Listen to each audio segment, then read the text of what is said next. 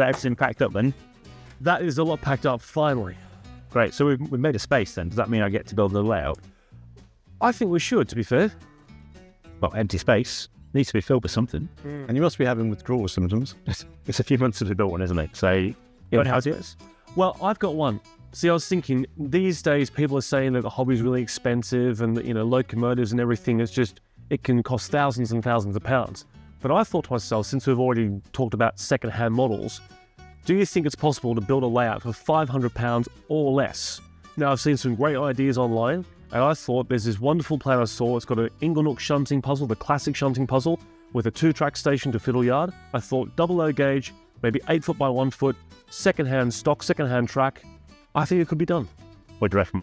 Well, I'm always up for a bit of retail therapy. So bargain shopper sort. Oh, yes. Idea sorted. Yes. Just need some baseboards. Some baseboards, that's your job. So give me a second. Well, just like that, baseboards. Well, I knew that you were quick. But they're... I did say 8 foot by 1 foot, didn't I? Yeah, I didn't listen. I got carried away. So I was thinking about your idea, and I got the track plan. I looked at the track plan, and I thought about the Inglenook. I thought the Inglenook shunting puzzle has always been done for a steam area layout based on the 10-foot wheelbase wagon. Yes. And I was thinking, what if we modernised the Inglenook shunting puzzle and made it fit with long wheelbase air brake stock? Oh, yeah, nice. PDA vans, VJ vans, that kind of thing, Seacow ballast wagon. You could also do it with steam air stock, where you could do things like the bogie bolstery. Absolutely. Or you could do the double bolster wagons that TMC's done. They do those really nice Beckman exclusive models. So there's quite a few options of longer wheelbase stock we could use. You create a bit more space, but you still stick to that 3-2-2 shunting puzzle for the shunting part of it. You also create a little bit more space around it as well. And it just means you can use much bigger locos. But it gives you much more flexibility and variety, doesn't it? Yeah, it really does, actually. So, well, look, I'll tell you what, these look fantastic. So, if you're happy with the plan, let's make a start. Absolutely. All together. It won't take very long because they've even got bolts to them. Did it all. Are you modelling on a budget of £500 or less? At TMC we have you covered with thousands of lovingly pre-owned items, from locomotives to wagons, rolling stock and plastic kits, and much more. Look out for new listings on our website every Friday. And, to be sure that you don't miss out, subscribe to our newsletter. Alternatively, if you're looking to sell your collection, get in touch with us by email or telephone for a customised quote. For more details, including how to get in touch with our helpful members of staff, visit themodelcentre.com.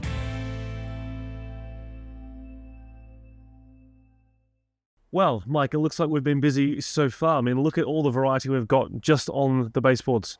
Yes, I've been shopping this time. It's never a good thing though, is it, Mark? No, not at all. But you've got some representative stuff here, which is great. Now, this is actually where it can be expensive to start with, can't it? When you're doing things like buying new track and new boards, cork and so forth, this is where people can spend a majority of their budget straight away. So talk us through what we've spent so far and how much it roughly was. Right, so what I've spent so far is been focused on getting the basics of the track layout to build a model railway, so we get to the point of having a working railway. So I've got a roll of cork, and what I'm going to try and do with this is I've got one 3-foot by 2-foot roll here, and because what I'll do is I'll roll this out, lay the track over it, but then I'll cut away the spare cork that I don't need. So I'll be able to keep moving the sheet around, and hopefully, fingers crossed, I'll get the whole layout out of one sheet of cork then. So this is the Jarvis Scenic Materials. Yep. This is what, £5? £6.25. £6.25. So there you go. Fingers crossed, I'll get everything I need out of that one sheet. If not, then I've got to spend another £6.25. Okay. So as far as our flex track, what are we looking at there? And then flexible track. So we've got Peco flexible track, the standard Code 75 track. It's about £4 a yard. So there's £42.40 of flexible track here with 10 yards of it layout. Again, should have enough there to do everything we need. Hope they might have a bit left over as well. But again, with track, there are lots of options when it comes to which track you're going to choose to build a layout. You can go much cheaper than this. You could go and find second-hand set track pieces, which can be more cost-effective. Sometimes they're not more cost-effective, though. It depends what you're trying to achieve with the layout as well. And the other thing I have done is I have found, where possible, I've gone for a second-hand point to help to reduce a bit of the cost on the points as well. So we've got 6 points here for the layout. They're all Peco Code 75 medium radius points. And under the TMC in their pre-owned collection, they had a TMC-approved medium radius point in there as well, which saved me about £8.50 versus buying a brand new one of those. Lovely. Perfect. So obviously then we've got some consumables. There's things that you do need to buy some new ones. Or actually, having said that, on my own layout, top of the day at the minute, I'm doing a lot of reuse of track pins. So I've been pulling track pins out where I've been relaying track or modifying the layout. I've been collecting all the spare track pins in a wagon, and then haven't currently bought any new track pins. It's a pretty minimal saving, but it's £2.80 saved. So you're your own P-Way team, aren't you? yeah, absolutely, yeah. So and even like things like if you are rebuilding a layout, or you've got one, maybe a friend's giving you some track, don't just throw the rail drawers away. Don't just throw the track pins away. Gather them all together, put them in a little pot. You never know when you might need Reuse what you can. Absolutely. Absolutely. Okay, so we've got our turnouts, we've got our flexible track, we've got some pins, we've got some rail joiners, some insulated joiners, and our cork and the 2 baseboards. Yep. How much have we spent so far on our £500 challenge? £190 and 65 pence. Well, There we are. Well, as I said before, at the very beginning, this is going to be the bulk of where the money's going to come from straight away. But essentially, what we've got here on the boards will give you a running railway. It would, yes. Yeah, obviously got a bit consumables in terms of wire. Again, you can buy wire really cheaply, and we've already got wire in stock, so we're using that from what we've already bought for previous layouts. Again, it's one of the things, if you have built a layout before, or maybe you've got a friend who's built a layout, maybe he's got a little bit of spare wire left in his loft or something he just doesn't need. It might be, there's little ways around these things. Yeah. Now, we've got these on some trestle tables that we've had for other layouts in the past, such as Knapford, but you can put a layout on anything, can't you, there, Mark? I mean, apart from having legs, what else can we put a board on? well, you could lay it down on top of a work surface if you wanted to at home, or on, dare I say, at the dining room table, just to get it up and working, while you're actually working properly, so long as you're not doing too much drilling through the baseboard. Don't drill through the table. No. That's not a good. That's not a good plan when it goes wrong. But you could create individual legs from separate pieces of wood if you so desired. There's various options that you can go down the route of. Yeah, so you don't physically need to build legs to have a simple layout, do you? No, you don't. You put it on a set of chest of drawers. I remember my first layouts I had, they were always on top of chests of drawers. You design it to fit what you've got as well. Again, like one of the reasons we've used these trestles, actually, these have been reused many times over. This same set of trestle legs, they save us money on every layout we build. So they're used for 12 Trees Junction, they're used for Grosvenor Square, they're used for West Coast Cement, they're used for Knapford, they're used for the new Shunting layout as well. But again, we're in a slightly different position there where we need to have things which we can reuse. Yes, it is essentially for the same reason. A, I don't want to have to build a whole new set of trestle legs every time I build a layout. And B, there's a lot of money in timber. It's not a cheap material to buy. No.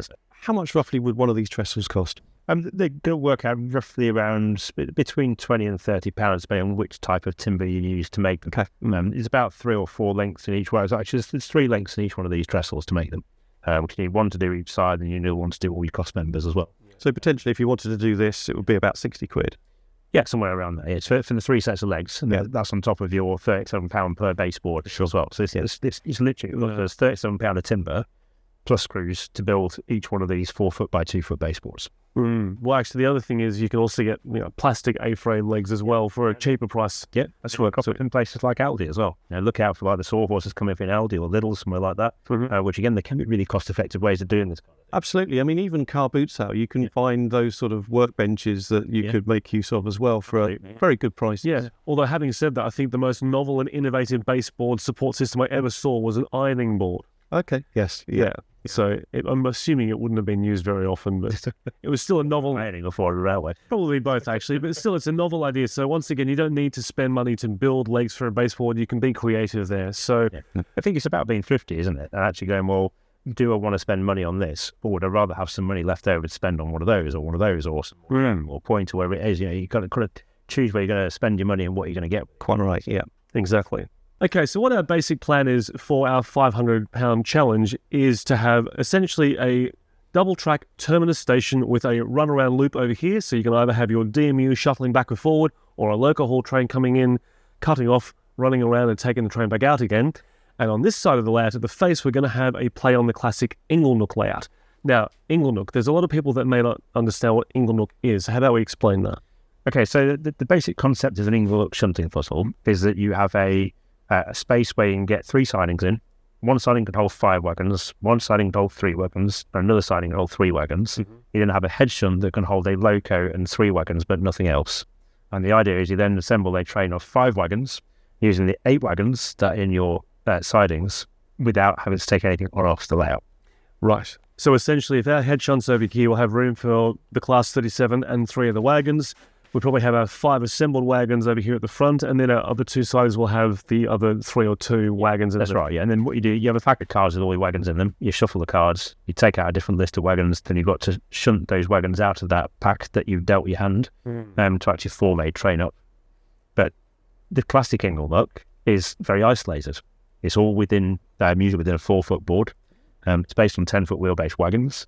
We wanted to modernise it a little bit. So I've extended the siding lengths in my plan so it will accommodate these longer modern traction wagons. We can have a Class 37 diesel as the motor out rather than like an OH shunt or a panning tank. So I've taken the Inglenook concept, but I've tried to expand on it a little bit. Yeah. Then the final part of my Inglenook expansion, which completely breaks all the rules of Inglenook now, is actually you can form your train up and make it depart the layout as well. But there's a limitation on that, I think, based on my head shunt length. Because I can only get a loco and 3 wagons in the head shunt, that unless I use another loco, I wouldn't be able to get 5 wagons out of my head shunt. So it's a little bit of a twist on the Inglenook. True, but I think, Mark, that's probably very prototypical, isn't it? Well, the thing is, it adds to the excitement of being able to make it work. You know, yeah. and you've gone to the trouble of forming the train up here. Then the challenge is to get that train down here and ready to depart. And actually, that adds a certain amount of jeopardy in to try and work out what you got to do and how you got to do it. Well, you could even do things like the shunter could be over here. It makes the train up, but then your actual train locomotive comes down, hooks on, and takes it further afield. Yeah, I mean, I love a shunting puzzle, as you know I do. Yeah. And, I can sit for hours shunting things in yards and moving things around into certain orders. So for me, that, I can see how it could all work. Yeah, and I think that the concept of the Inglenook is still firm. It's still in this baseboard here. And you can still commit fully to the Inglenook if you want to in that area. It's just that I've tried to build it into a layout where you've got that option to make the operation a bit more interesting. You can interface it with a passenger train coming in and out. You can have, if you decided to, that once you've done your Inglenook shunting puzzle, you want to swap your wagons around, you can take 3 of the wagons out with your loco, bring another loco in, take the wagons away, shunt things around. You can leave a loco in the head shunt in the station. There's so many more things you can do with this. Yeah, it's got the complexity, hasn't it? But also still keeps the play value. But it takes the sort of the rules away. You can be more fluid with. Yeah, you've got the essence. Yeah. So you can apply the rules, or you can unapply the rules, whichever way you wish. That's the idea with this. So wonderful. Well, look, it actually works. Now that we've explained what our idea is, what the Inglenook is, and sort of roughly how it's all going to work, I think the next logical step would be to get some of this track out and make a start. I'm happy with that. I like laying track. I've got my tools. Lovely. It sounds like another you job. Another me job. Off you go. You can borrow my tools if you want. Thank you. Have a sit down. Right, so it's time to actually start physically working on this layout as well. So the first place I'm going to start is by marking out where the platforms are going to go. We've already got a design for the platforms coming together, but they're not here just yet. But what I can do is I can mark out all the positions. I can start laying the track from that point in order to start putting things together. So very simply using a steel ruler, we're marking the position 100mm from this edge of the baseboard. Work my way along the baseboard.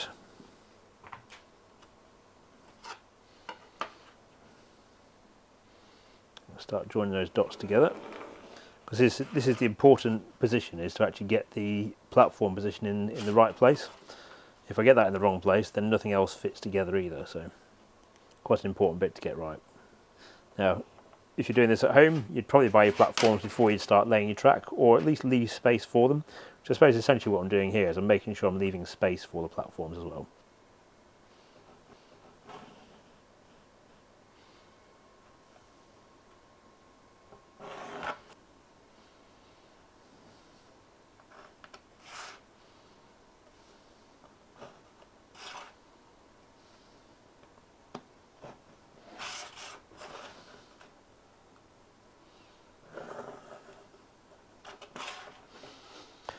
Right, so those are the important lines are now in place. So I know where this platform behind the 101 is going to go. I know where my platform end is going to go, where the station building will be able to sit on later. I know that the platforms are designed that by the time I put a double track in here, they'll fit in neatly with the width of the gap that's going to be between the first platform and the second platform that we're just along this line here. Now I've got different lengths for each of these as well. So one platform is longer than the other to give us a bit of space and flexibility for the point work to go in. I'm just going to extend this line along a little bit.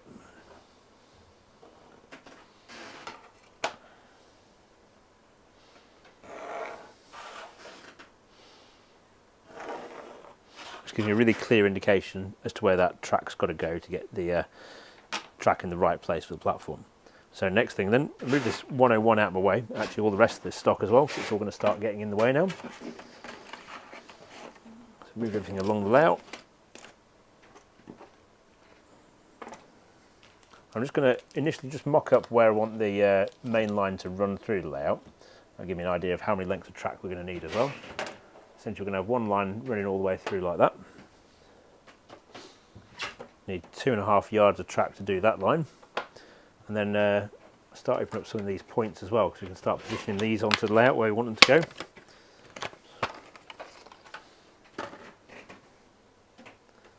So we have one in there.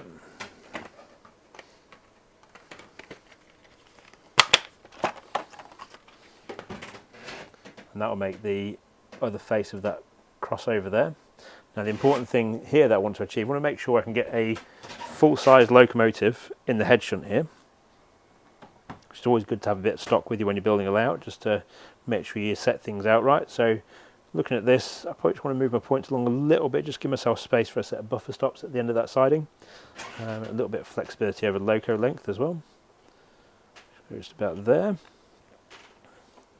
So that's giving me a better idea already of what we're actually going to be looking at. And if I continue laying out the track here,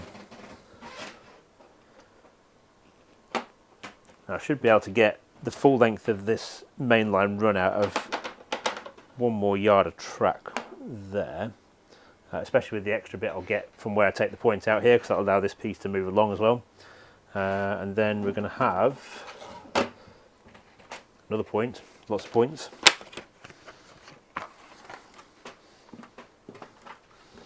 The other point leading down to the yard will go in there.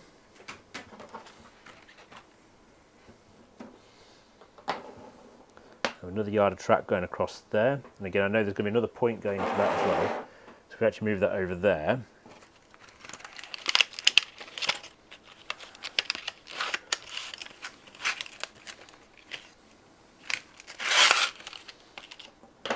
We can pop that point roughly into position as well. We're going to need a little extension of track there.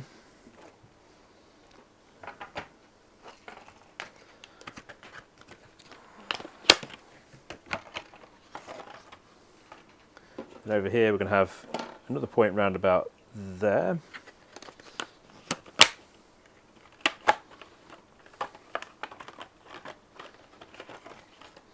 then the final one will slot in at the front here as well.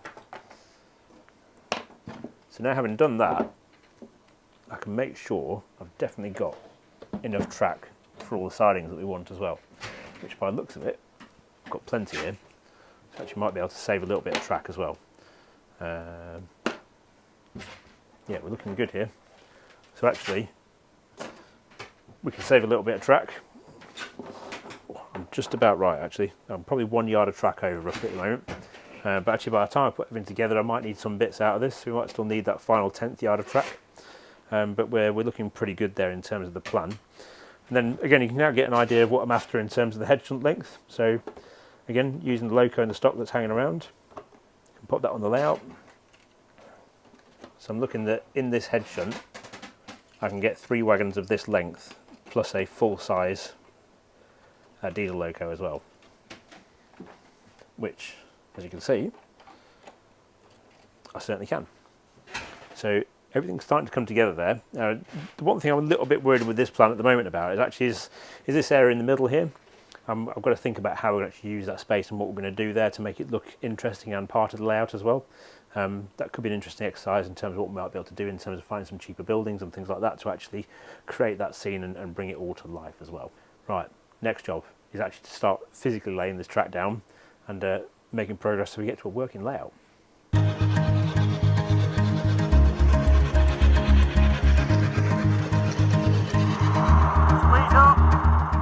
Digital Command Control, or DCC as it's known, began life in the 1990s, and almost immediately sound files started to appear. The basic idea of DCC is that you can control multiple locomotives independent of one another without having to isolate sections on your model railway.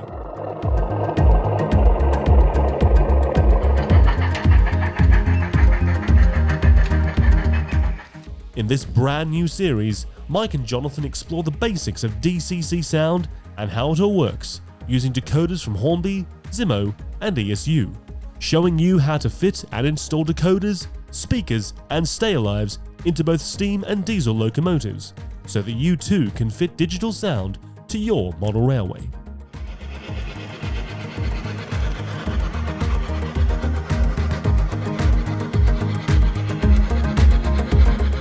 Join us as we present an introduction to DCC sound, exclusive to keymodelworld.com. Right, so having mocked all this up now, I've got to take everything away out of the way again so we can actually start and lay the track properly on top of the cork track bed we're going to use. So first things first, put the rolling stock safe and out of the way. Do the same with this selection of wagons here as well. I don't want to get these things knocked or damaged in the process. I know that I'm going to focus on this baseboard first, so I know things are safe and out of the way over here. And then gather up all these bits. Now the advantage here is I know exactly what track plan I'm doing, and I know what shape they go, but if it's your first layout you're building, it'd be worth having a hand-drawn plan with you so you know exactly where things are going to go. Make extra marks on your baseboard as well, so you give yourself lots of points of identification you can use to actually ensure you do put everything where you want it to be as well.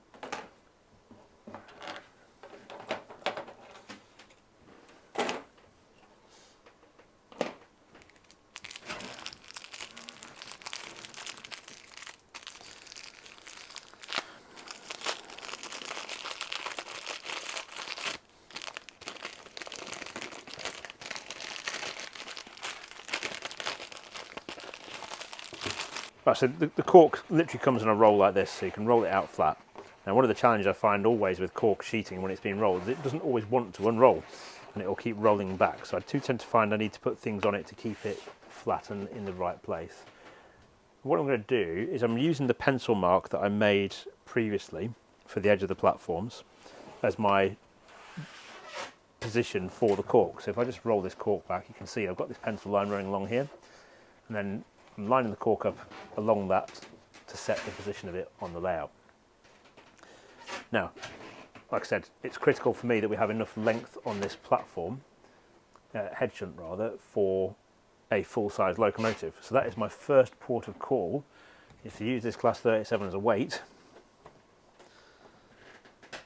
Just going to hold that cork down like that, because I need to be able to determine exactly where this point's going to go to ensure we put it in the right position. So we've got a bit of flex that actually, let's say for example we want to use a slightly larger diesel loco, that we can get something bigger into this head shunt as well if we wanted to do. So I'm just going to move it along a couple of sleeper links there. So we're now in a position where actually we can get something like a class 66 or a class 50 or a 47, a 37, Western, all those kind of diesels will now fit in this head shunt if we wanted to use them at some stage in the future. Right. So having done that, I'm just going to use my craft knife just to make a very light mark in the railhead where I want to cut the track. Just a tiny little position mark there. So that's now done. I now know where to cut my piece of track in order to separate that so I can slot this point into the gap there and then use the rest of this line. From this point on, I'll be able to retain all that piece of track for using in the rest of the layout, so don't waste any track. Right, now I need a cutting tool. We'll cut that piece of rail and then we can start joining things together. So when it comes to actually cutting track, you've got quite a lot of options available. So you can use hand tools like a razor saw or a hacksaw to cut rails. My preference, again, because I'm building lots of layouts, I've invested in a Dremel multi-tool, which is really useful for lots of different modelling applications. Again, there are cheaper options in terms of these if you don't have one, but my preference is to go for this Dremel one. I had quite a few different types of these before. This one's lasted me the longest. It's a long-term investment. So, but this kind of type of tool, it's not a cheap addition to your toolbox, but it will certainly serve you well for the long term. But literally once I turn this on, the disc spins round, we'll be able to cut this rail in a couple of seconds and then start moving on to the next process.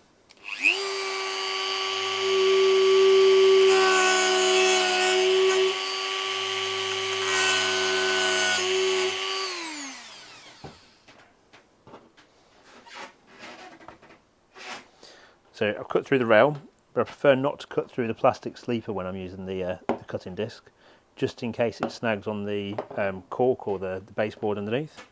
But that's my first section of track there. And then to make things really neat, what I do is I use the craft knife to actually remove the chairs from the last sleeper before the end of the section of rail I'm joining to the next. Because being flexible track, it doesn't come with rail joiners pre-attached.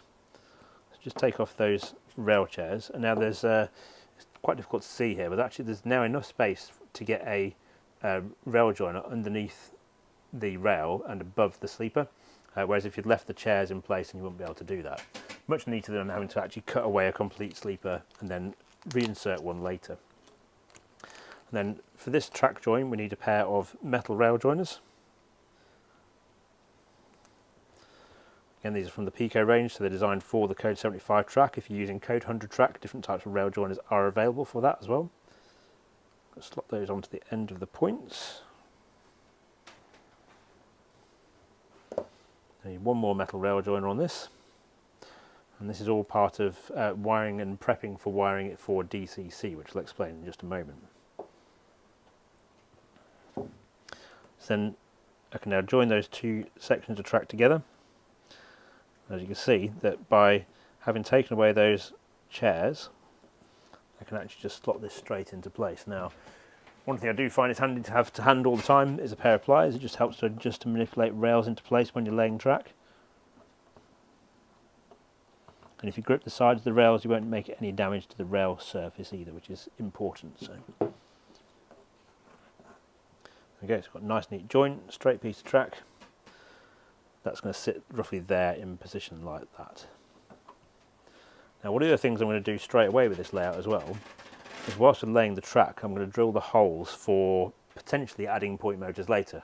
Now, we're probably not going to put point motors in during our £500 process, but it is the kind of thing that actually you might want to come back to it later. You know, even though we're going for a challenge layout in terms of the price point here, you know, we'd still want to add things later to the layout. So I'm going to mark up the position for the point motor whilst we're here right now.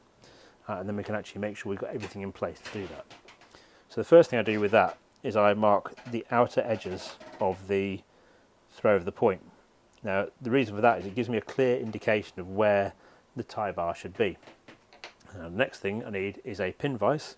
Then I'm going to use an electric drill to drill the hole all the way through the board. Having marked the positions of the outer side of the point throw, I use a pin vise with a 1mm drill.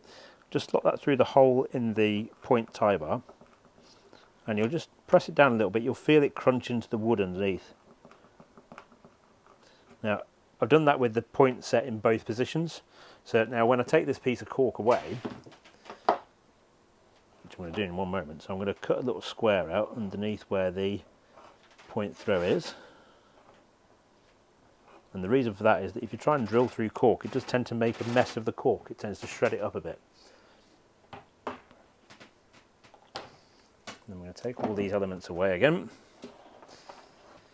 Right, and now I've got the outline of where I cut the piece of cork away.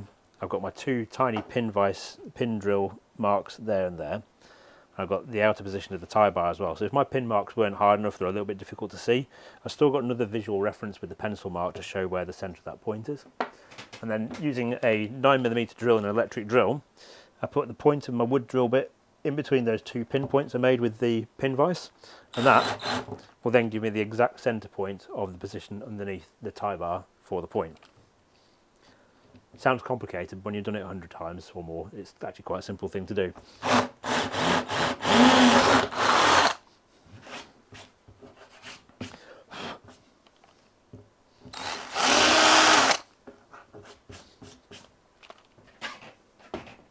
Right, so now we've got the position for the point motor is already in place, so if we want to, we can come back and add one later. Put my cork back in place over the top of that, like that. Then I put my track back in place. As long as I put my track in the right place, looking down through there, if I just drop that pin vise through, you can see a bit more visually that I can move the point tie bar side to side without it touching anything underneath the baseboard, which is important. We don't want the tie bar to get caught on things underneath the board. Right, next job, pinning the first bit of track in place. So one of the things I like to do with track pins is I always like to have a wagon to put them in, because there's nothing worse than trying to track pins down across your layout when they're spilling around the place. So I'm just going to use this Peco ballast wagon. Put all the track pins into there. It means they're nice and safe. They're not going to run away. They're not going to spill on the floor or anything like that either. Just take a couple of them out at a time. And my preference is not to use a hammer now to actually put track pins in it unless I really have to. And using with plywood like this, I can literally hold the rail pin in the pliers, line it up on the sleeper, and press it into place into the baseboard. If I'd used a hammer, there's a possibility of me damaging the rail surface or missing or anything potentially. Doing it this way, just press the track pins in like that. Track's held in place instantly. I've not made any damage to anything. Now, one of the things we could do later is once all this is ballasted in place and fully glued in place, we actually might be able to take those track pins out so they completely vanish and they become invisible from the layout. Right, more tracks needed now, so we can continue along this line now, laying track for the layout. So the first thing I can do is I can use the rest of this length of track that we had started cutting from before. And like I did before, I'm just going to tidy up the ends of the sleeper here. Take the first chair off. I'm going to repeat that process at the other end of the length of track.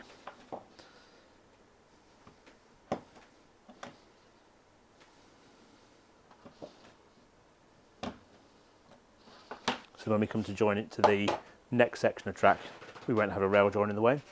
And then we also now need to have an insulated rail joiner. The reason for that is that because I'm going to wire this for DCC operation, everything will be live, so that if we're using digital sound locos, that we can leave them anywhere on the layout with the sound running. To do that, we need a few of these in place.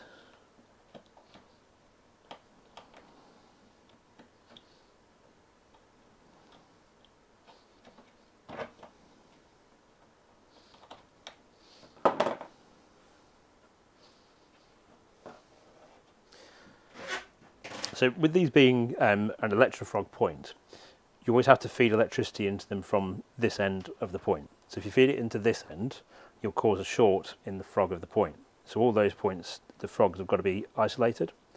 So I'm using these plastic rail joiners here. I slot one of them onto that rail. And because we've got a crossover here, I'm going to need them on both of the other rails as well.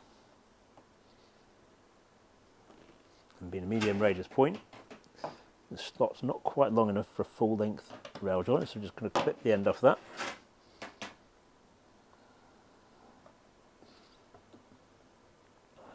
So that, oddly, on the medium radius point, the first chair on it just sits slightly too close to the end of the point. Slot that one on like that. And then when we join this point on here, it needs to be isolated both ways, because what we don't want is we don't want power feeding through that point and into this point, and we don't want power feeding through that point and into that point. Doesn't mean we need a few extra power sources to actually wire up underneath the layout, but it does mean that everything works really well at the end. Just got to do the same thing with this rail joiner as well, just clip the end off.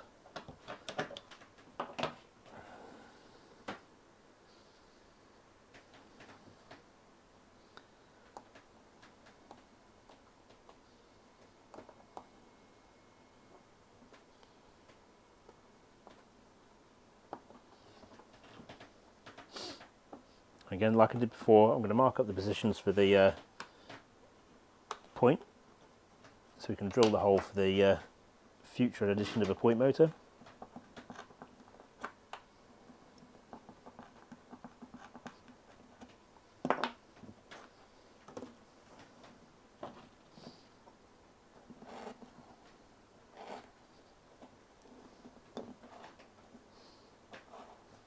And this little square of cork that I cut away each time we do one of these point motors, you won't actually see that once the track's fully laid. It'll be completely invisible.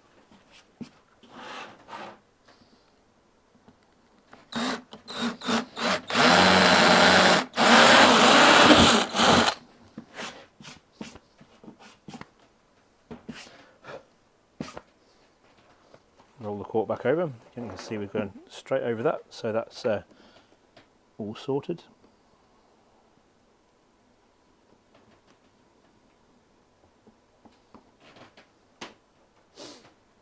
And the reason I put that point in before I put the straight section is that when you come to lay flexible track like this, you'll need to remove a couple of sleeper ends as well, because you can see at the moment we've got a conflict between the sleepers of the point and the length of track as well. So I'm just going to cut a couple of those away at an angle. Usually the first 3 just need to be removed at an angle.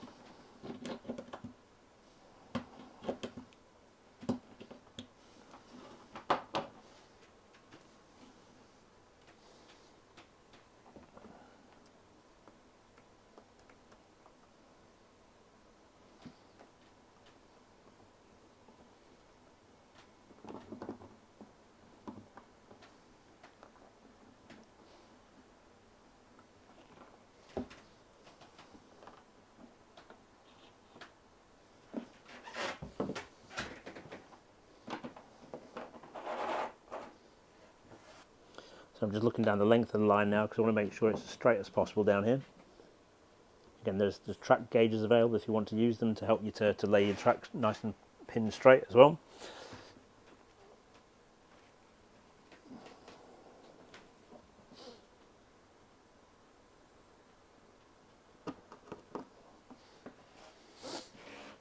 What we'll do next is I'm going to do the other head shunt line here as well. So we use a length of track for that.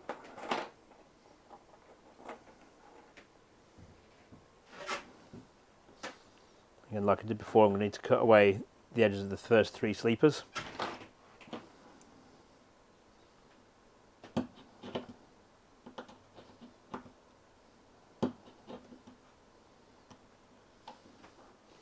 I need another insulated rail joiner.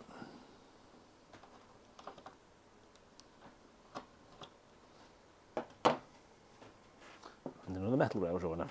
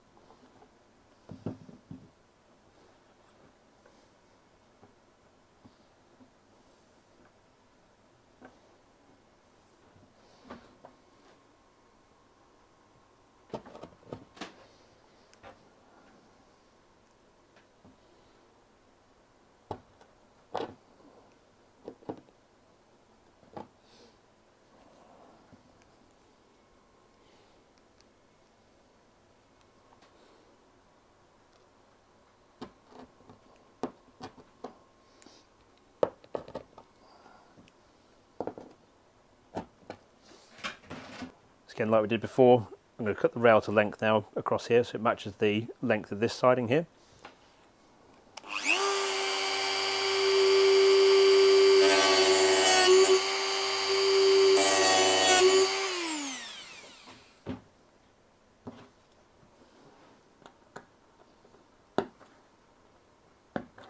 And what I can do now is to make sure we maximise the amount of cork that we've got available for the layout, so we can save a bit of money on cork as well, is I'm going to cut away all the rest of this sheet now, then we can move it along and use the next section to do the rest of the straight track through here.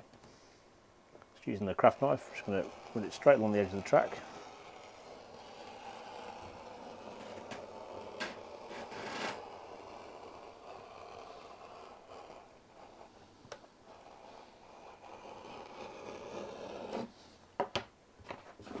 Now we've only used a little bit of cork.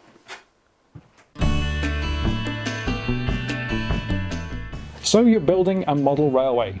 Here at TMC the Model Centre we cater for all your modelling needs, whether that's Peco track, Woodland Scenics accessories, even DCC Concepts layout control. And as you'll see behind me, we have a very small selection of one of many different brands we stock, such as Oxford Diecast, Hornby, Bachmann, even Acura Scale. Take a look at our website to see the full range of our products, and don't forget, every Friday we upload our new pre-owned listings if you'd like to save a little bit more on your layout build. Perhaps you're stuck with an aspect of railway modelling, or any other aspect of modelling for that fact. Our customer service team is just an email or a phone call away.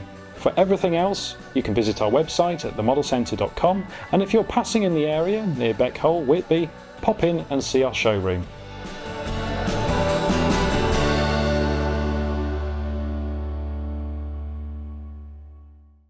Okay, so we've got most of the 2 tracks in all along the layout, but before I move the cork across there to finish that off, I wanted to get this section leading down into the front head shunt here into place as well. That's quite important because it means we don't have to then fiddle around with changing bits of cork here and getting different pieces together. The most critical part of this though is making sure we've got the right siding length. So I want to be able to get a class 37 length diesel and the 3 wagons of this kind of medium length into that siding, which means we've got to check that it all fits together. So what I've done is I've set the points roughly where I want them to be. The track's roughly where I want it to be as well. It can adjust slightly in terms of curvature or anything like that we want to do. I've set all that in place, and actually what I've already done is already cut the rails here, so we know that when this point's installed it's going to fit just about where it is now on the layout. So I've got another short section to cut to join those 2 pieces together. But the main point is that everything fits as it should do. So what I need to do now is take all those pieces of rolling stock off there, and we'll start joining this head shunt together onto the main line connection here. So I'm going to, for the time being, I'm going to put them up on this back road so they're out of the way. And the good thing is that whether my head shunt is, whether these wagons are in the head shunt there or in what will become the storage yard here, I can still get 3 wagons and my locomotive in the full length of the siding that's available. So we know that whether the train is there off scene, there in the head shunt, here in the station, or over in the sidings here, it's always going to fit in the right space. Right, so I'm going to sort out this length of track, get it all trimmed up and ready to go.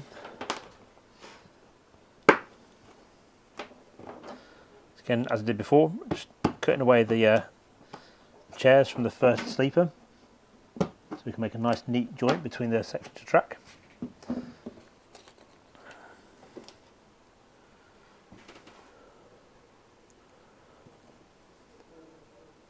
Then adding metal rail joiners to this end of the point.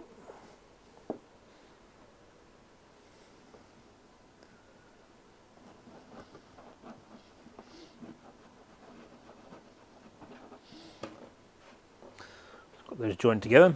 So now what we need to do is cut a section of track to go between this point here and this point here to actually join those 2 sections of railway together.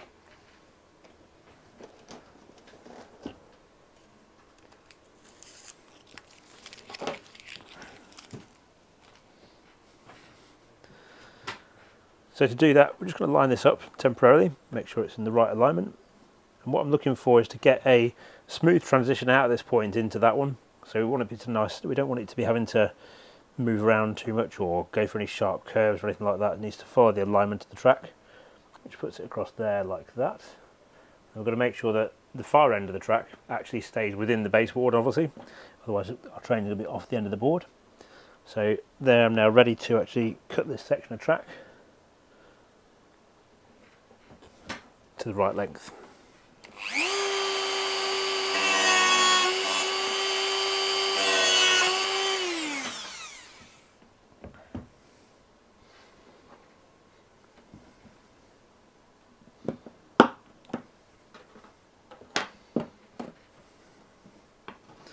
Again, like we did before, it's now tidy up these sleepers.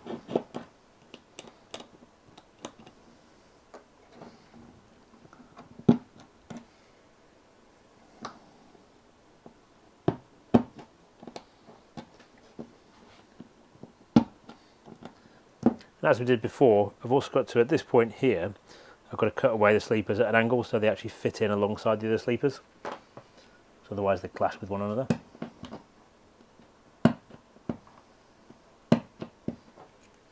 It's just the first 3 sleepers where they meet the other section of track.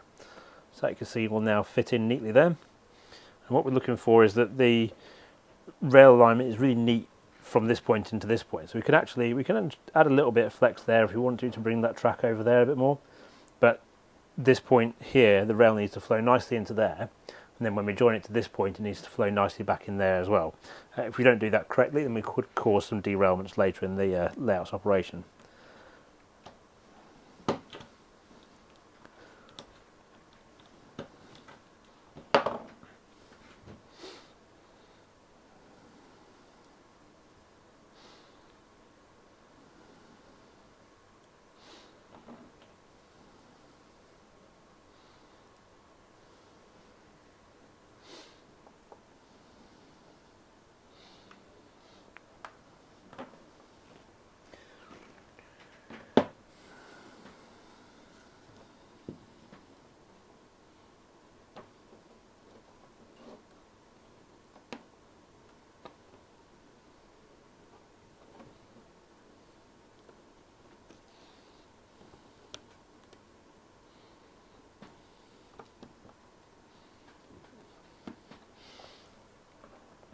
So one of the other important elements I've got to do here is, because we're going to have a baseboard join across here, I've got to make sure I clear a couple of sleepers away so we can actually put some alternative types in there, which will then make sure we have the space to put in sleepers to join the rails together later.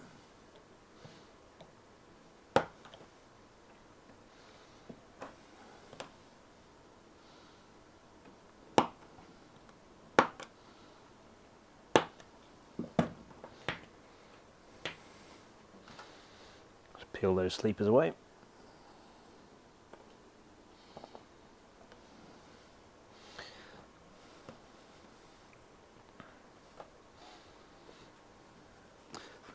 Next thing I want to do then is I'm just going to put a pin in this side of the track here to make sure that we hold that section of track in line where we want it to be.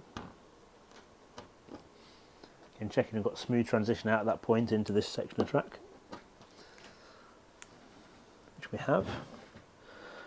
And you can see now I've actually curved this track ever so slightly here, so that means I can now pull that siding more round to that angle, which should give us a slightly better transition into the yard that's going to be over here as well.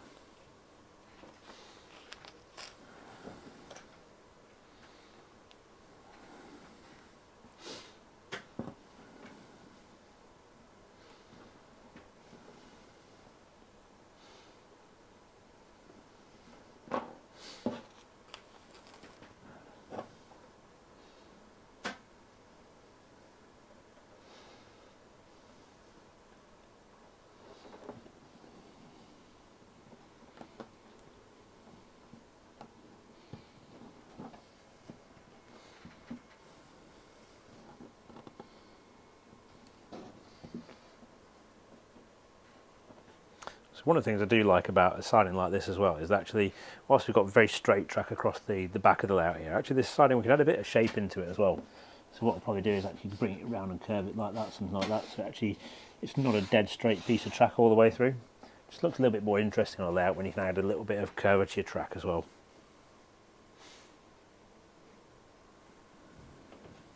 So there's now two options about what do we do next. So I can either cut away all this cork as it is now, and then start to lay the cork underneath this siding here, or we can actually start to lay the points back across this way to use all the cork sheet, then take the sections out of it. Now the most economical use of it is probably actually going to be to cut the cork now and then to finish that section, then use the remainder for the other sidings here. So I think I'm probably going to go down that route for this section of track. So like I said, I'm going to take all this cork away around here. I'm going to leave this piece here for the time being, because actually it may be that we adjust the position of this ever so slightly. That gives me a little bit of flex to do that if I want to do so.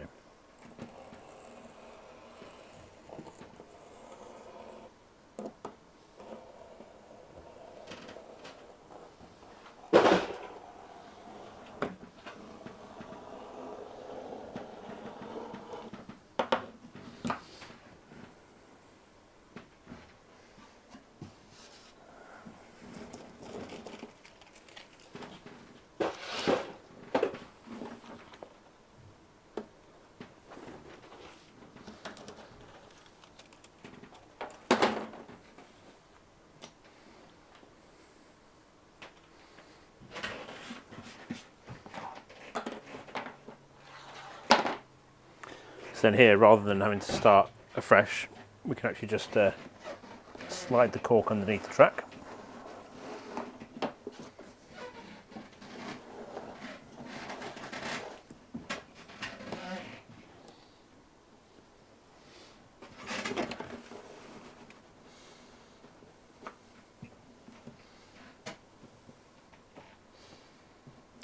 pretty much in our final position there.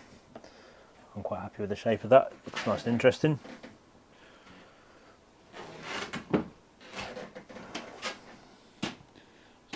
One adjustment to close that gap up.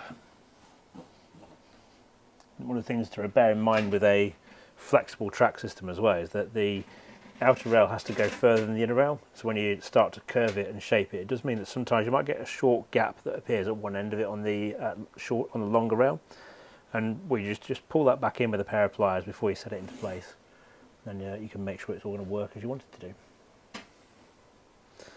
Now, as we did before, I'm going to mark up my position for my point motor here as well.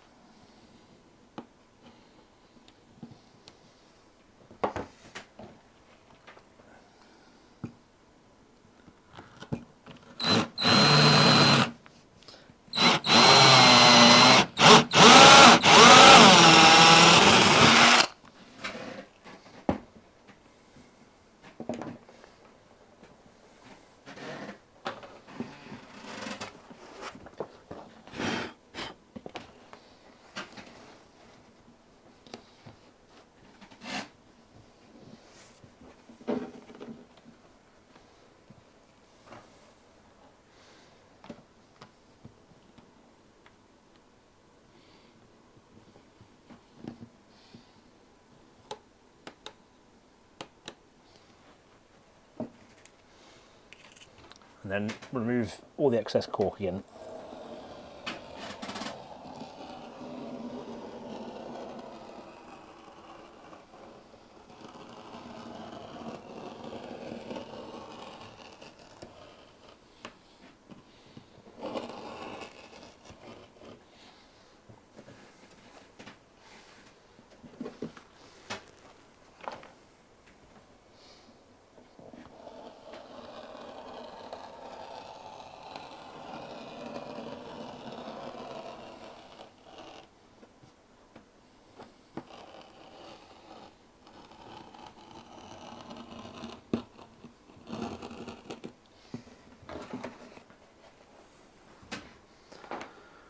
Go, nice neat siding now. So I'm just going to use this offcut just to finish that off.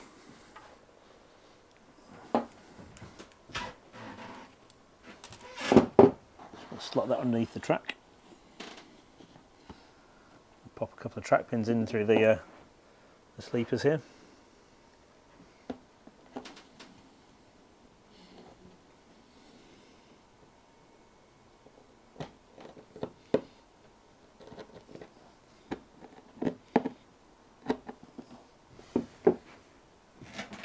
Again, just going to cut all that spare cork away.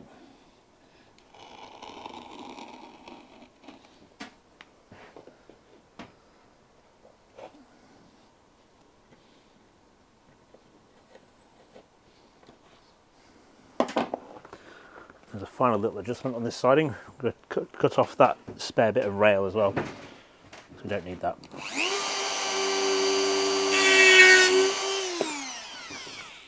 So that's our head shunt now finished. So now I'm going to move on and start building the sidings at the other end of the layout. So we'll have all our full set of 3 sidings for the shunting puzzle as well. So we've got another little challenge now, because I now need to make sure that the longest of these sidings can hold 5 wagons, and the other 2 sidings can hold 3 wagons, which is going to be a bit of a tight squeeze, I think, on this layout, but we'll have a go. And then just to check that we've got the right length,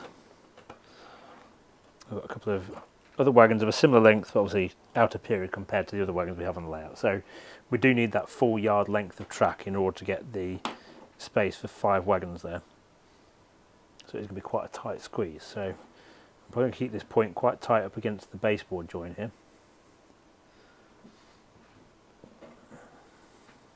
Then what we'll probably do is actually curve these sidings across a bit more as well, just get a little bit of extra length then as well. We can add a short section of track on the end there as well, just to make sure we've got a bit of comfort room for a buffer stop at the end, and for a loco and a wagon to come past this end of the siding as well, which is quite important. So obviously at this point I can't go any further to the left with the point because I'm literally right at the edge of the baseboard here. I've got to make sure that I'm clear of this baseboard joint with the point, because if it goes across the baseboard joint with a point like that, I won't be able to put a point motor underneath it, won't be able to use it. If I was to bring the point across here, then I'm going to have to cut a point in half, which is not going to be a fun thing to wire up and sort out. So the only choice then is to move the point this side of the baseboard joint. That does mean a little compromise in terms of what length siding I can get, but it does work. So, or well, we'll make it work anyway.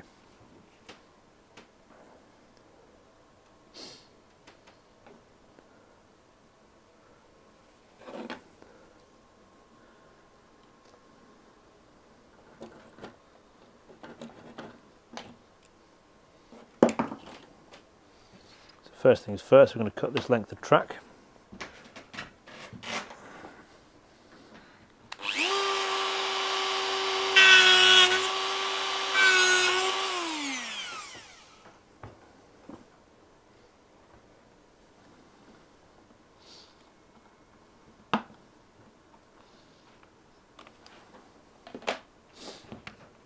And then we're going to have a quick look at this, because I've got a couple of things to consider here. So I'm going to remove another 2 sleepers off the end here, because we'll replace those with copper clad sleepers when we come to actually create the baseboard joint for the final time.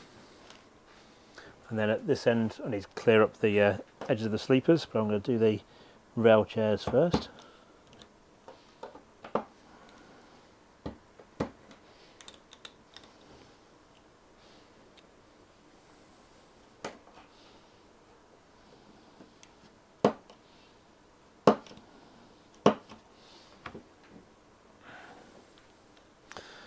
We've got our rail joiners on here, so we can just slot this in straight away.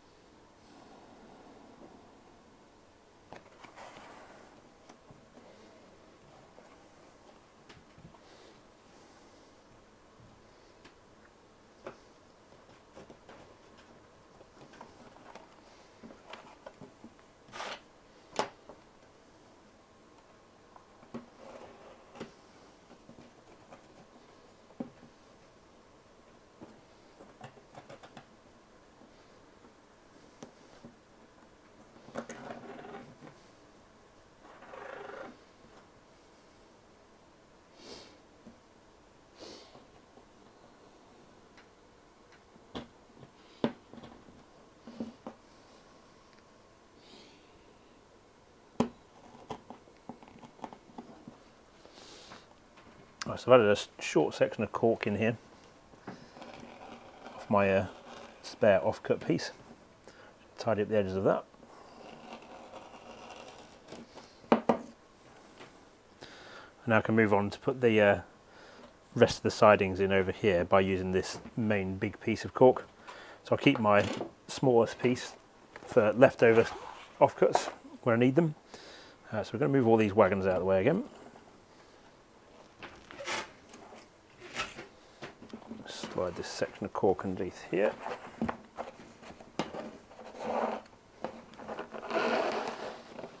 Get all the way up to the baseboard joint. Then again, like we did before, I'm going to set up the holes for the point motor.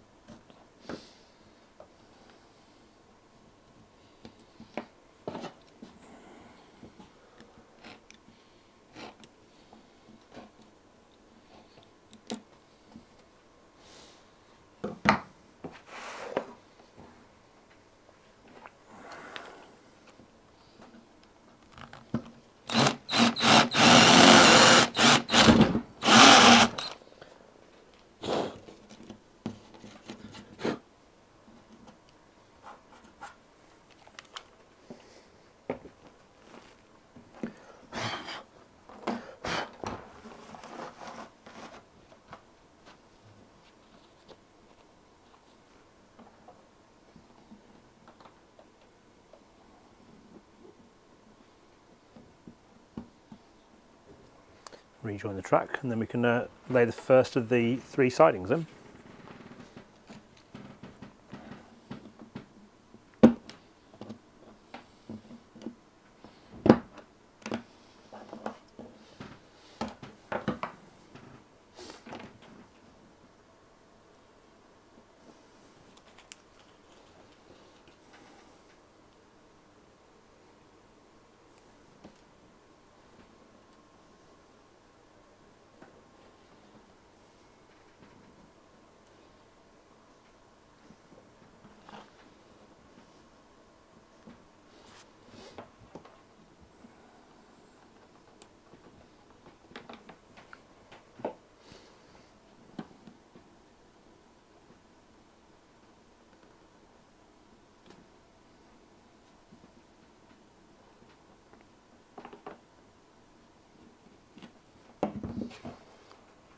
Like I said, we're going to have these sidings just nicely curling off over the side, a little bit like they did with the hedge front over there. Just gives a slightly more interesting shape to the track as well. Then topping it off, we need this next point in. We'll stick a short length of track between those 2 points and the last 2 sidings, and then we're all sorted with our full track plan built. So as you can see, each time doing one of these track connections, I'm doing exactly the same process over and over again. Just like here, I've just trimmed those sleeper ends so it will all fit in here. But I'm not doing anything massively different each time I do one of these. It's just repeating the same process over and over again, basically. I mean, the only thing I'm doing differently here is my sleepers didn't tuck underneath the rail joiners properly, so I've had to shuffle those up to make sure they're in the right place.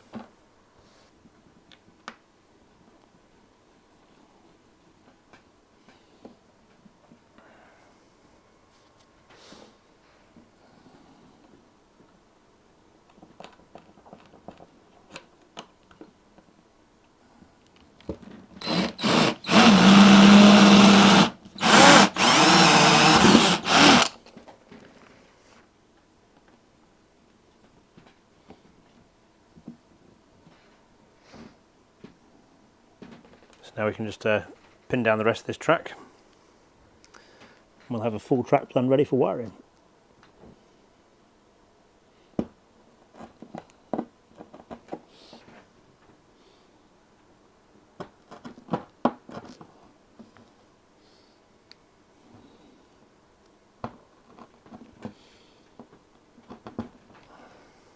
Weathering can vastly improve all aspects of any model railway, in any scale and gauge, transforming a toy train into a lifelike depiction of the real thing.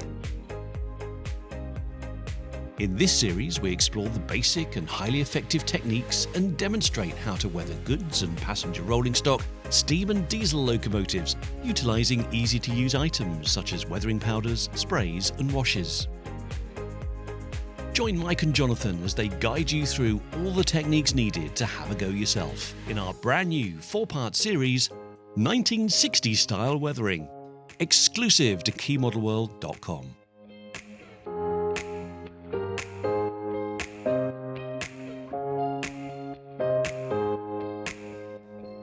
So welcome back, Mark. We've made the progress. It's looking good, isn't it? Yes. It is, and the thing that I quite like is even though we ordered 10 yards of track, we've only really used 8 because we've got a full length here and these parts here, essentially a yard left. So 5 points and 8 yards. Yeah, 5 points and 8.13 yards, Something like that, yeah. Tiny bit left. So, yeah, I'm pleased with how it's turned out.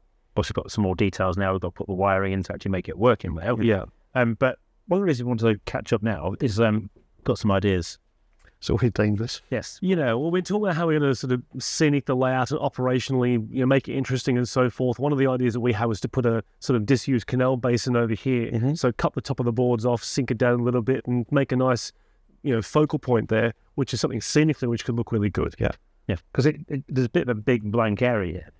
I think because of this type of the track, the shape of the track plan as well, you've got this kind of sweep out and the sweep back in for the siding. But you've got this kind of empty zone. It's like, you could houses there, you could put factory there, because all kinds of things you could put there. But I suppose Absolutely. because we're on this mission to create a layout for £500 and try to kind of cope with things what you can do relatively cheaply. Yeah. So it's things like with the canal base, I was thinking actually we could cut down into the baseboards, but not very deeply. So about 10, 15 mil down. We could use varnish for the water. Yeah. So it's a really cheap way of Making it like a disused canal. yeah, disused canal, brown paint on the bottom, making it look sludgy and dirty and stuff. Yeah. That kind of jazz. On one side, we potentially put some of our Larson shuttering in. Yeah. So we get one of the packs of that, I think about £14 for a pack of that. But we can, from one of those packs, you get 3 50 mil deep sections. We can cut them all down into 10 or 15 mil deep strips, how deep we go with the canal basin. Probably have to face all of one side of it with Larson shuttering. And on the other side, we can leave it with like weeds overgrowing or stuff. Yeah. So you see a lot of different types of edges to canals, don't you? So, And the other thing is, of course, if we raid outside in the car park, we've got stones and gravel that we can also put in there to help fill little holes. so it's downstairs. What are you doing scrapping around in the gravel outside? Hey, it's free. That's under £500. Okay, so these are the rules. It's free gravel, free dirt. So we need some soil as well, some sand, some soil. Who's going to the beach then? I'll put my hand up for that one then. Okay. Take your umbrella. Now, operationally, we're also wondering sort of how this is going to work as far as fun. We were thinking that this could be that shuffle service up and down, but then there's thoughts about what we could potentially do down there. So the original plan is to have a storage yard in these two tracks here and have a back seam that cuts across and along there. But then I'm not very good at making small layouts, and I had an idea. Dangerous again. Danger. Once never let me near a trade site. Well, to be fair, we were thinking of you because we know that you love shunting, you love... I love versatility. I love operation, and what we're thinking was, we've got half a loop here. Wouldn't it be great if you had the other half a loop? it would. And wouldn't it be great if you had another head shunt? Because wouldn't it be great then if you could have 3 locos on here at once? So if this became a head shunt, you look through a loco up because in there, It goes there. Flag goes there, buffer stop at the end of that line. This line is a head shunt. Yep. We then put a crossover in here. So Yes. From this line to that line again. Yep. But now I've done away with the storage yard being here. Yep.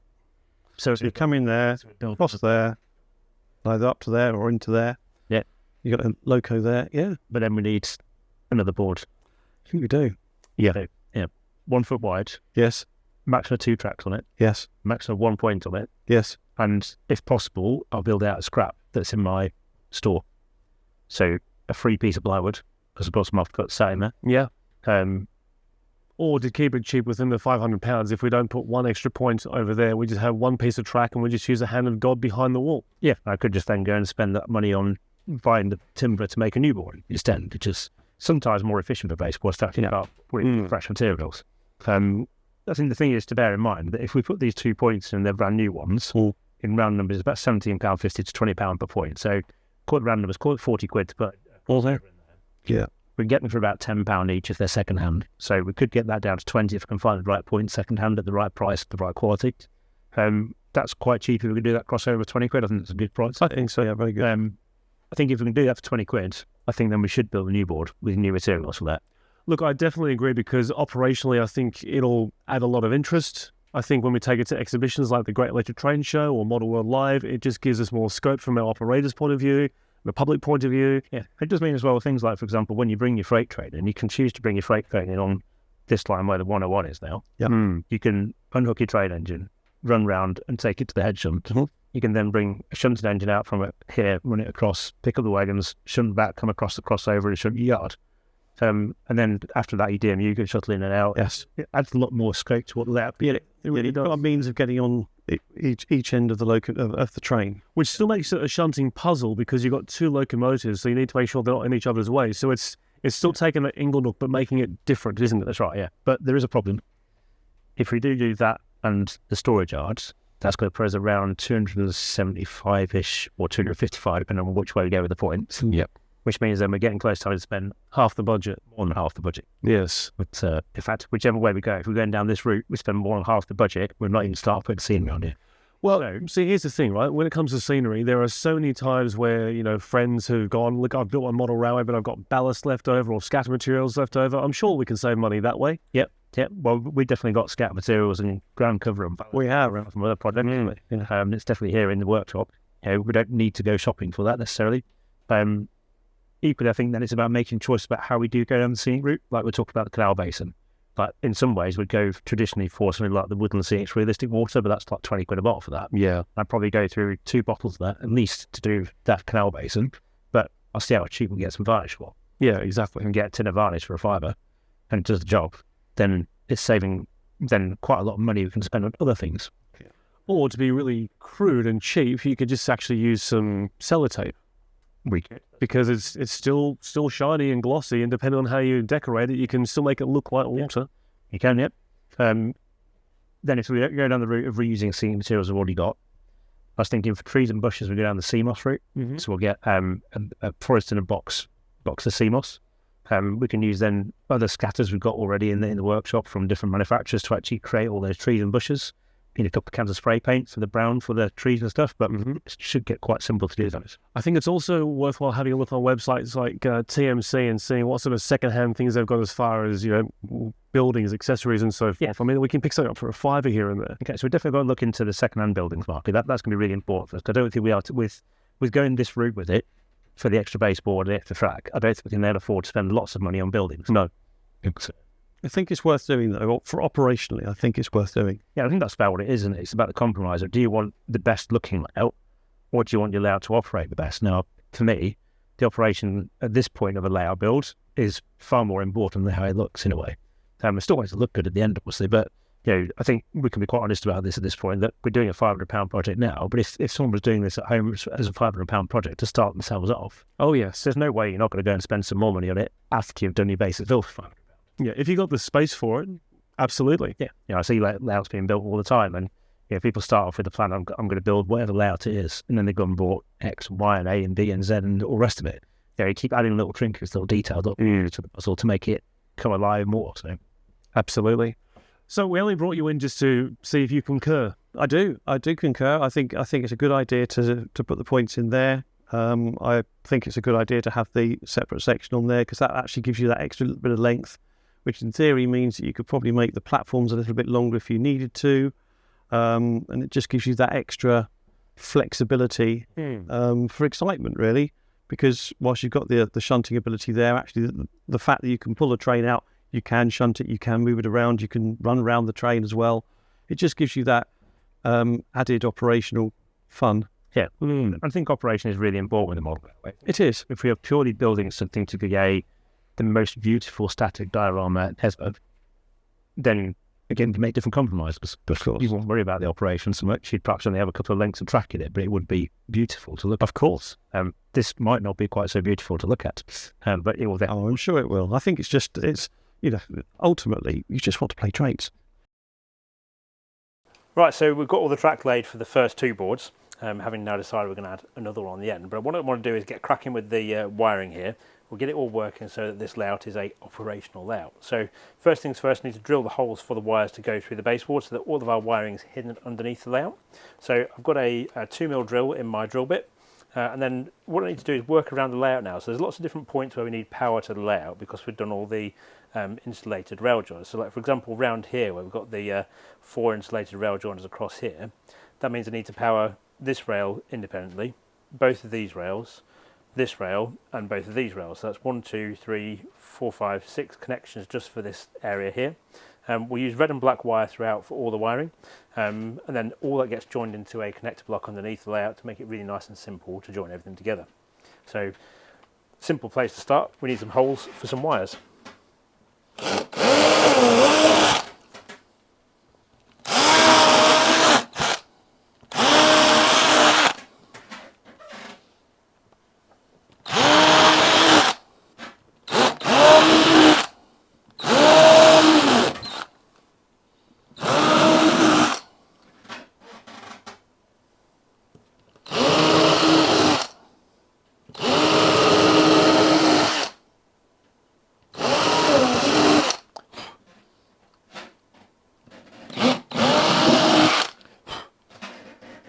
So that takes care of all the wiring points on this board. So it's little things like where we've got a pair of power feeds here coming into this point, which is a little bit simple to show you in terms of where the power is going to go. So these two rails here will feed power through that point, but they'll feed the two outer rails here. So they'll continue to feed both these two rails. But because of the insulated rail joiners there, that power won't transfer through that point and into that rail and this rail. So these two rails here will be unpowered unless we put separate wire feeds to them, which is what we're going to do. that means that everything's live all the time, like I say, so nothing's ever without power on the layout. So next I need to go get my soldering iron and some wire, and we can get this all wired up and working then. Right, so with all the holes drilled through the baseboard, then we move on to actually adding the wire onto the layout. So I've got two colours of wire. I've got red and black. Very simple, but it's always important to have two different colours, one for each rail. Now I'm going to use red for my inner rail, so the one closest to me, and black for the outer rail, furthest away from me. I use that pattern all the way through the layout, then everything will connect together nice and simply. So I've got a pair of DCC Concepts wire strippers. These are really handy because you just pop the wire into the grips at the top, and it strips the insulation off. Now the type of wire I'm using is 7-strand 0.2 equipment wire. Now I use the multi-core wire because it's much better for a long-term flexible wire on a model railway. If you use a single core wire, you flex it too many times, it will ultimately break. Okay if you've got a one-off connection, but not great if you're going to have things that are underneath the layout, or they might get knocked or bumped or whatever. So what I do is I bare the end of the wire like I just did with the wire strippers, twist the multi-core wire strands together, and then I put a little L at the end of the wire. Now that's so that when I actually come to solder the wire onto the rail, that I've got something that's the correct angle to solder against the rail, because it's much easier than trying to put a straight piece of wire against the rail like that and hope for the best that it's going to attach. So like I say, put a little L at the end, and that's all prepped. And then the next step is to use a little bit of solder and just heat it onto the wire that you've stripped. And this is a process called tinning, which is where we apply a little bit of solder to the wire before we attach it to the rail. And then I'm going to do the same with the side of the rail as well. I'm just going to heat a tiny amount of solder onto the side of the rail. Then I've now got solder on the rail, solder on the wire at the same time. So when I actually come to join these together, now I only need two hands, which is the important point. So you just heat the solder together, a few seconds like that, and the wire's attached. Now give it a couple of seconds, let that seat into place, and then importantly, just give it a little gentle tug, make sure it's actually attached itself to the board. Now my next important tip with wiring is always make your wire a little bit longer than you actually think it needs to be in terms to reach where you're going to make any connections. So I know my connection is going to be somewhere around the middle of these two baseboards. So I'll run my wire out across, extend it beyond where I want it to be by a few inches, just so it's got some space to go around the baseboard joints. And then again with these cutters, well, strippers are also cutters, just trim the wire to length. Then feed it through the baseboard.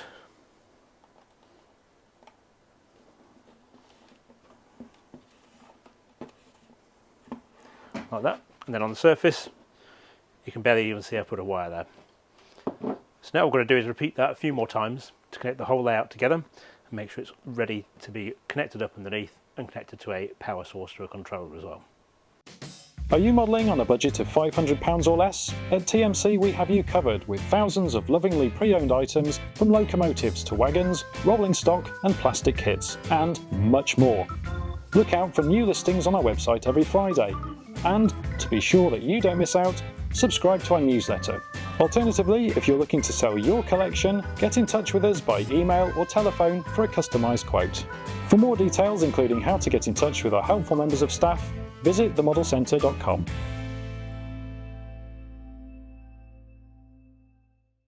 We've got the basics of the wiring now in underneath, but because this is going to be a portable layout, our next really important step is to make sure we can separate these baseboards from each other and to make sure the track aligns every time we bring them back together as well. Now, there's a number of different ways you can do that. We could just leave the track and pin it, which is the most unreliable way of doing it. Or traditionally we use what we call copper clad strip, which comes like this. It's literally a strip of insulated material in the middle, and it's got copper on one side, it's got copper on the other side, and you cut that down to lengths, then score the middle, and then set it between underneath the rails to then secure your rails to make a secure joint at the baseboard joint.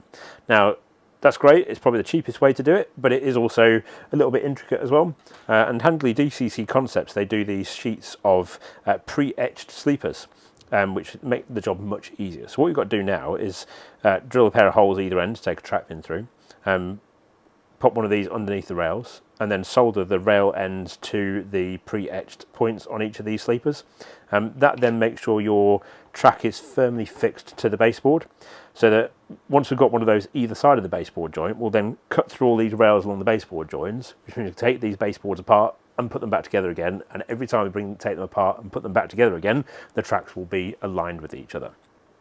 So like I say, first step then is to pre-drill these to make sure we've got holes for all the track pins to go through to hold them in place. So I'm just going to whiz the holes through these using a 1.5mm drill bit in my little Dremel drill, and that'll be a nice quick job, and then we can actually fit them underneath the rails. Right, so I'm going to drill the holes. Now, one of these sheets, they cost £7 from TMC. If you're building a home layout, you won't need one because you won't need to actually have separating baseboards. If you're building an exhibition layout, then they're going to be really handy for you. Again, actually, sometimes with a home layout, you do need this kind of thing because you need to be able to take the layout apart for storage or something like that as well. But not a bad price. You get loads of sleepers as well. So if you're going to build any layouts in the future, keep your spares in your spares box and you'll be able to come back and use them again.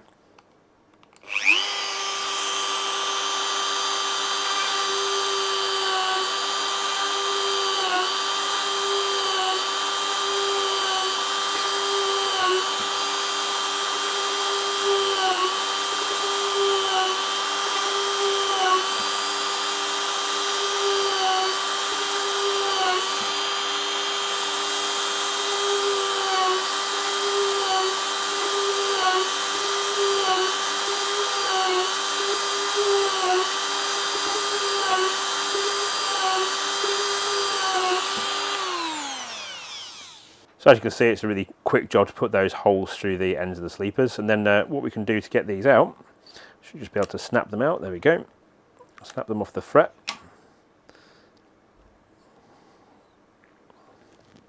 Sometimes it can be a little bit stubborn. A pair of pliers does help. And because the tabs that hold them together are actually going to be underneath the rails, I'm not too worried about being super neat about cutting off all the edges for these as well. So just break them all down into individual sleepers. One of the nice things about these sleepers is they give both the form and the function as well, because they're really neat. They pretty much match the width of a Peco sleeper. They're already the same kind of colour as a Peco sleeper as well, and they're the same width. So you can slot a couple of these underneath the rails like this. Just literally slide them underneath the rails. Then, like I say, we're going to pin those in place with track pins so they can't move. And then we'll solder the rails onto them. Now, one of the other really important things before I do any of that soldering is I will double check that my baseboard is set at exactly the right position, because if we get the baseboard in the wrong position, we solder these in place, then we're going to have all kinds of problems later on as well.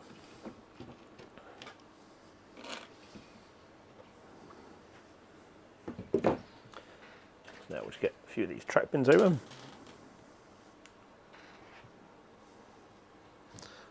Again, you'll see I'm using just a pair of pliers to put these track pins in. I'm not using a hammer, and this gives me much more control over where they go.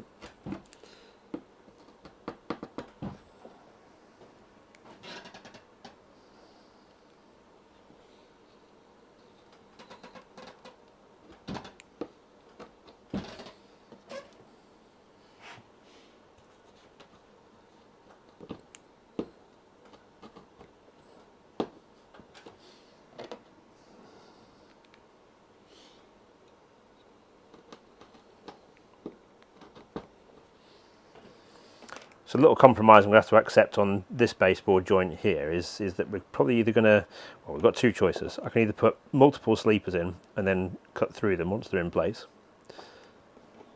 or we accept that actually we've got a little bit of a gap between sleepers here. Now I think what I'll probably do is I'll go for the former. I'm going to put all three sleepers in, and then we'll cut through the middle one as we cut the baseboard joint of the rails. Just means we get a consistent sleeper arrangement through that join then, you see. So you can see now I've got, because of that being an angled track across there, when we actually cut the rail, we're going to cut through at that angle there, straight along the baseboard joint, which means I'll have to cut that sleeper at the same time, but equally it'll still look right because we'll have all the sleepers running through when you bring the baseboards back together, and the rails will still be held firmly in place with the other points of contact as well. So a little issue I've come across here is that I've got a screw just where I wanted to have the pinhole for this sleeper on that side. So what I will do is pin the other side, and then we'll drill a new hole which will miss that baseboard fixing screw.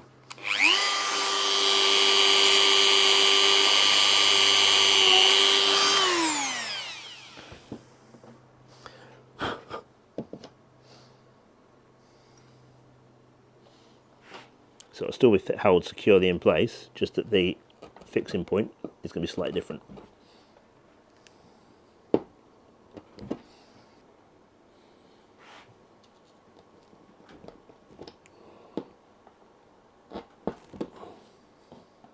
There you go. So that's all the sleepers in place across the baseboard joint. Now, like I said, it is really important this baseboard is level at this point. If it's not correct in its leveling, then we'll end up with the rail joints being cut at the wrong place at the wrong height, and we'll always have problems putting the board back together.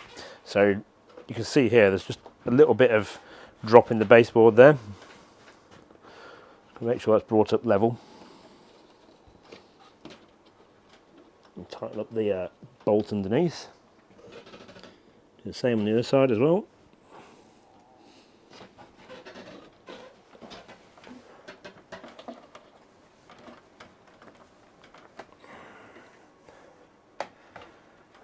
Final check. Right, that's now pretty much spot on. So I can see, looking down the baseboard, that the two baseboards where they join up, they're dead straight and in line with each other. Everything's level, so there's no ridge as you come across the baseboard join, which means now ready to actually solder all these copper clad sleepers into place.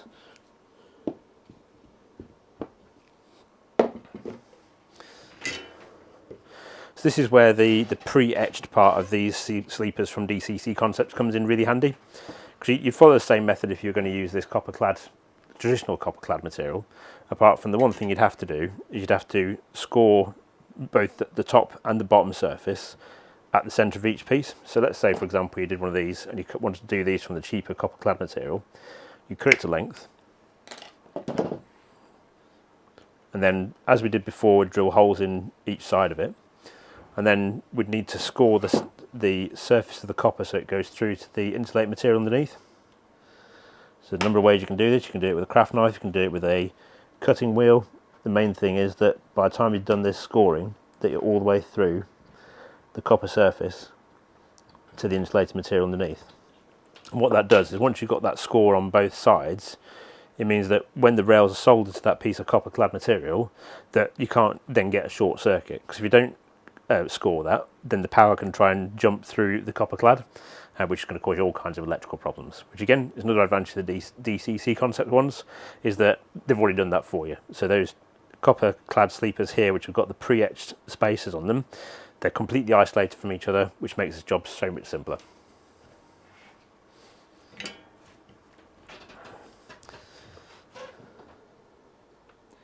So now what we're going to warm solder up onto each of these pre-etched pads.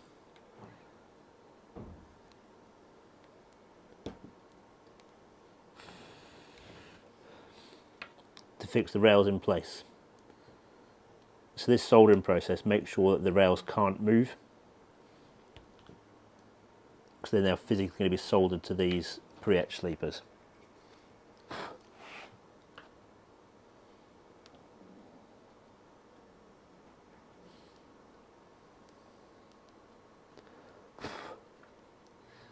I think one of the things I'd say here as well is actually a product like this, it does cost a few pounds. Obviously £6, was it £7 for a sheet of sleepers, and you might not need all of them for your layout, your building. But it is a product that's worth spending a little bit of money on, because it will make your life easier as well. I think it's always worthwhile spending money on things that will help you build a better model railway, and this definitely will.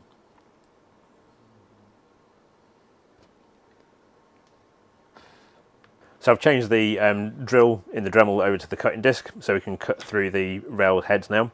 Now they're all fixed to the baseboard. So I'm going to whiz through those, get those all cut, and then these baseboards will be able to come apart.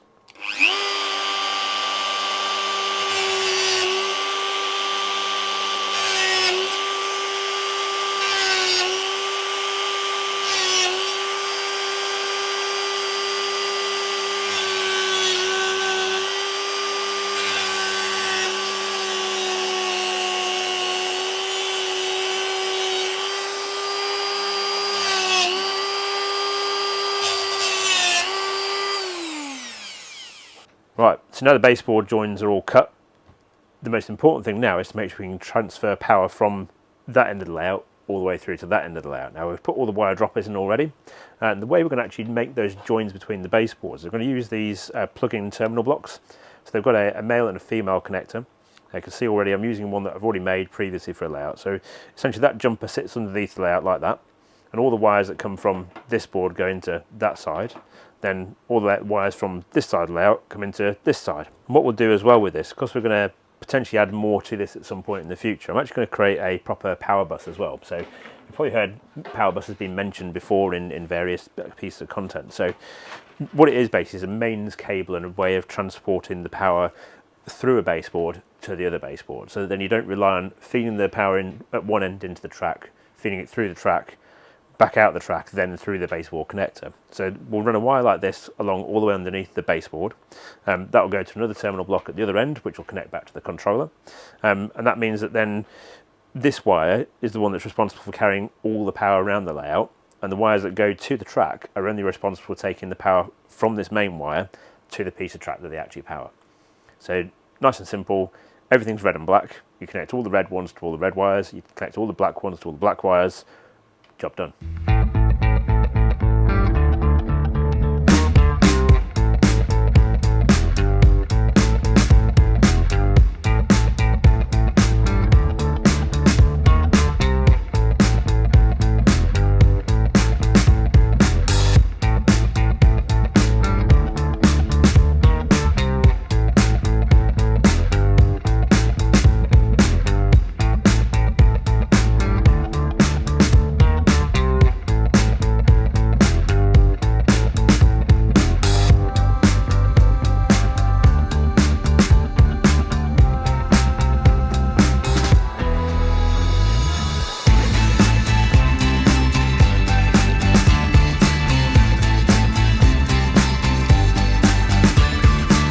So, Mike he's put the copper-clad sleepers in, we've wired everything up, we've made sure that we've got all the rail joints separate from each particular board, so essentially we should have now a running layout, and it looks pretty damn good. It does, doesn't it? It looks absolutely fantastic. Now, Mike he's chawed us with a task, and the task is to talk about operationally how we think this could work. So I suppose let's sort of discuss what we could do and any sort of limitations that there may be. Okay, so the premise is we've got the terminus station, if you like, the branch line terminus there. There'll be at least one platform, possibly a second one over on the other side there. Absolutely. Which means you've got that extra potential. As it stands, this here is going to be the storage yard. Yes. So you'll have a freight train in one line and the 2-car DMU. Yeah, in another line. and that can sort of be on a bit of a And that will shuttle back and forth. You could either drive it back and forth, or you could possibly automate it whilst playing with the freight in the yard here. So basically, you'll go into the yard, and then you can shunt the wagons, and then sort yourself out through a puzzle and get the layout working. Yeah, and I think, as we discussed before, you can also say, well, if there's a shunt already waiting over there, you can bring, say, the 37 in, park it here, bring that loco over there, and then have that, an 08, for example, going off and doing the shunting, and then make up the train for the 37 to then take back out again. That's right, yeah. So basically, you'd have the train like this. You could take it all in, and then you could shunt the wagons into one of the lines here. You could then bring the 08 shunter out into there, take the loco back out, come back up to the end here, park it up in the station in the siding there, whilst all the shunting's underway.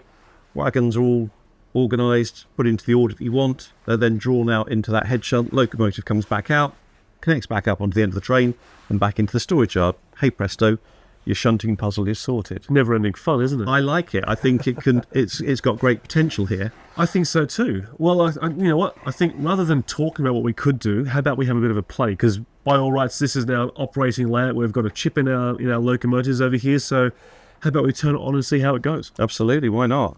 I'm always up for that. I know you are.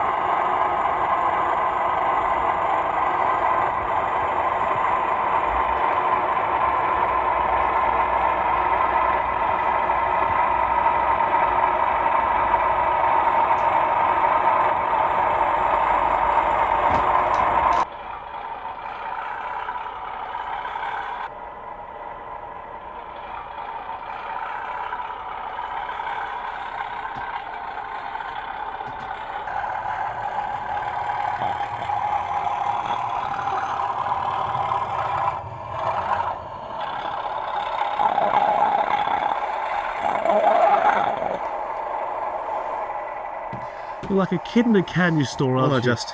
But look, I'll tell you, just watching you actually, playing with the layout here, it really does show just how much fun you can have with such a basic track plan. You can easily immerse yourself into these sidings here, and I love shunting anyway. So that side of things, there's plenty of potential here, but there's scope for a lot more. I mean, at the moment we've got one locomotive here.